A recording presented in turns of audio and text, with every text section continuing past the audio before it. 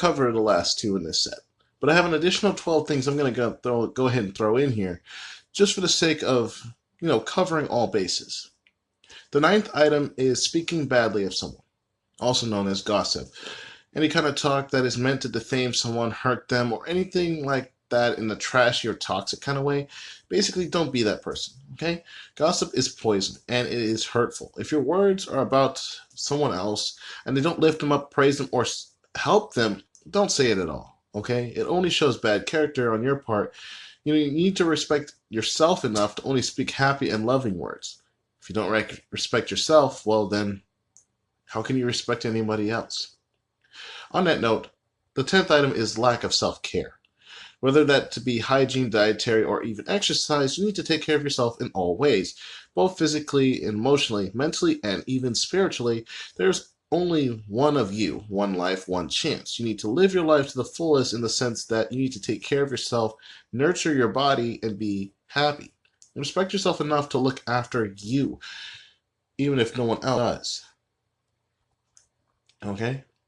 And with that being said, I'm going to go back up to the verbal and physical talk. Verbal, physical, and sexual abuse all fall under the same category. Okay, we all get angry and experience frustrating moments in our lives. We tend to lash out and say hurtful things to others, to our loved ones during heated arguments. It's only natural, but if someone is constantly badgering you, not acknowledging the damage being caused, and not making any effort to change, you need to wake up and recognize the fact that you are being disrespected. At no given point is physical sexual abuse acceptable, period. You need to make note of that. Okay? You need to think about it as well. I cannot stress enough, okay? Do not take a beating lying down. And if you do, I will repeat, no matter what happens, it is not okay to be physical or sexually abused, okay? Do not try to find reasons to justify their behavior. This is absolutely not nothing that can be justified or should be. And with that being said, the next thing is controlling your behavior. If someone's always wants to control every aspect of your life and doesn't trust you enough to make your own decisions, then they do not respect your abilities as a person. If your loved ones trust and respect you, they will want you to have your own experiences in life so that you can learn from them. They will also encourage you and be there to support you. They will not instill fear, negativity, or anything of the sort even before you take the first steps towards making an effort. Respect equals freedom in most cases. Next, with that, I'm going to cover force. If you're being forced to do anything against your will, it is one of the highest forms of disrespect available, okay? Clearly, they have no empathy or regard for your feelings or likes or dislikes. Someone who cares and respects you will never put you in such a position, okay? Breaking your boundaries is another one. Everyone must respect and abide by other people's personal boundaries, whatever they may be. Someone who is uninvited and pokes their nose into your charted territory, in spite of you being extremely vocal about it, has no regard for the limits you have set and should not even be around you. With that being said, never belittle your beliefs or opinions, okay? A person who respects you will always agree to disagree, okay? They don't have to believe or agree with your point of view, but they must allow you to have your own and respect it even if it's different from theirs. Whether a person is Catholic or Christian, it doesn't make a difference. It's their choice. You can't force them to be like you, and they can't force you to be like them. And if they are, again, they shouldn't be near you or even talking to you, as they don't respect you. With that being said, I'm going to go ahead and cover something from the relationship side, as it does involve this. Cheating and lying. This one's basically a no-brainer. Okay? Even though the person may love, care, or want you in their life, if they lie and cheat on you, they absolutely don't respect you. You need to keep this in mind. I know there are millions of reasons why people cheat and lie, but sneaking around doing things behind your back is extremely upsetting and disrespectful. An honest person gathers the courage to say the truth and then deal with the consequences regardless. In that sense, they don't listen. Okay? Then there's the other side of it. Like I said, they could be that person. They could tell you. You won't know unless you consider the other person, how they feel, and what they might or might not say. If they're not telling you anything, it may be because you or that other person, if you are the other person, don't listen. And no matter what you say or how right or valuable your advice is, they always give you a deaf ear. They don't acknowledge your feelings and always run from confrontational experiences, become silent, or talk you down. They always feel like you can't get anything through to them, and communing with them is such a harrowing task.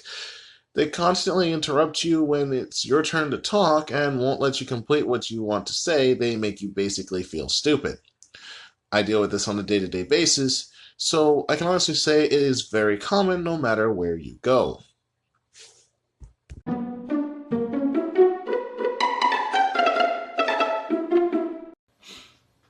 I'm going to go ahead and keep going. Always turns the tables on you. This is something that a lot of people tend to do when they don't want to talk about something specifically, okay? They basically continue to, how do I put it? No matter what the situation, they always turn the tables on you, okay? They justify their behavior until the end of time and don't shy away from making it all your fault every single time. They don't listen or give you a chance to explain your side of the story. Even if you do express, they make it all about how irrational or unreasonable you are for having unrealistic expectations and totally invalidate your feelings. You're never able to freely communicate and sometimes choose to keep quiet to avoid conflict. This is not healthy. Okay? And with that being said, they are never there for you. Okay? Don't we all have people in our lives that who take a whole lot from you, but very conveniently don't invest much back into the relationship? It's basically like dating someone that you love, but it being one-sided, and you're doing all the work, and they're not doing anything to compensate you. Okay? They are quick to lean on you for support and advice and help, but are never really there when you need them and have excuses right at the tip of their tongue. They are never attentive to your needs and always make you feel guilty for asking too much even though you aren't. I run into this a lot, especially in relationships, which is one of the main reasons why I'm single. It's by choice, not because I don't want to be. On that note, issues that you run into for people who are like this is backbiting.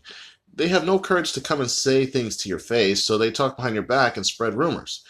If they genuinely care and respect you, they should first come to you rather than talk behind your back. Genuine people address the issue head on and give you honest feedback, even if it's sometimes hard for them to do so, or it's going to be hard for that person to hear. You know, a lot of this stuff has to be considered in order to help other people. But if you don't, well, all you're doing is hurting them, okay? They behave differently in public as a result of this, okay? Did you ever come across someone who is very sweet, caring when you are alone with them, but then totally change their colors in public? Basically, it's the same type of person, okay? They act like you embarrass them and try to hide the fact that they have been spending a lot of time with you lately, and you know they totally shoot down your opinions in front of others. They make you feel stupid. They don't pay much attention as they should. You know, such people are basically just using you for their own needs, and they feel they are far too superior to be seen with you. This is typically a thing, especially for those who are really smart and have friends who are so say there for them, but all they really want to do is have you there to help them with their homework. Don't really spend time with you and or hang out with you. This is a common issue amongst a lot of people, especially in high school and in college, which then leads to issues of peer pressure. The irony is that the movie Jumanji that just recently came out also displays this.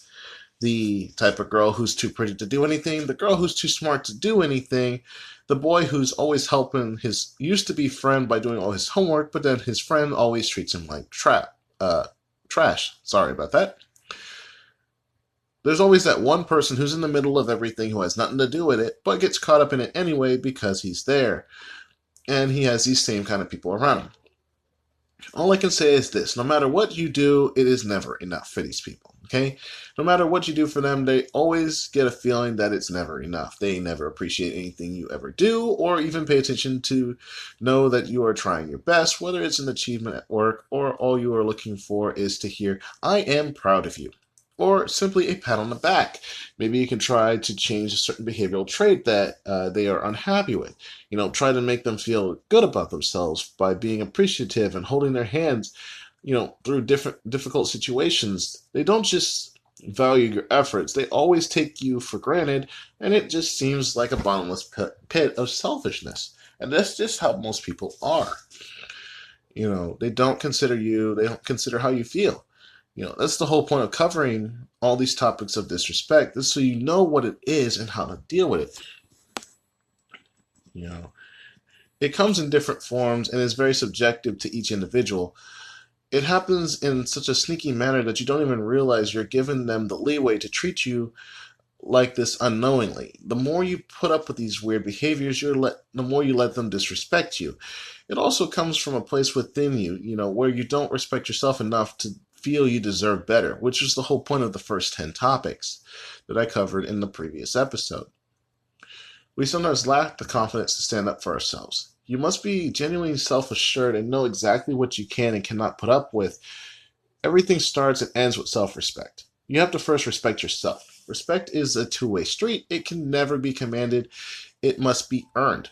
I think it's more difficult to earn respect than to earn money, to be honest, okay? Always put yourself first and have high self-esteem. Don't waste time on people who are not worth it, and always know you deserve more. If you are the one treating someone else disrespectfully, however, then you need to do a self-check and reflect if you would like someone to treat you the same way. Otherwise, you may find yourself in a deep pit and you will not be able to get out on your own. Every choice you make to ignore or fight inappropriate actions towards you will determine how others treat you. What you sow is what you reap. Okay? A very common phrase we all know. Love and respect yourself, and you will automatically not put up with unacceptable behavior. Stand up for yourself because no one else will. And respect is an emotion that can also invoke from within. So it naturally comes into play when you truly admire someone for their abilities. It cannot be forced or bought. Keep that in mind.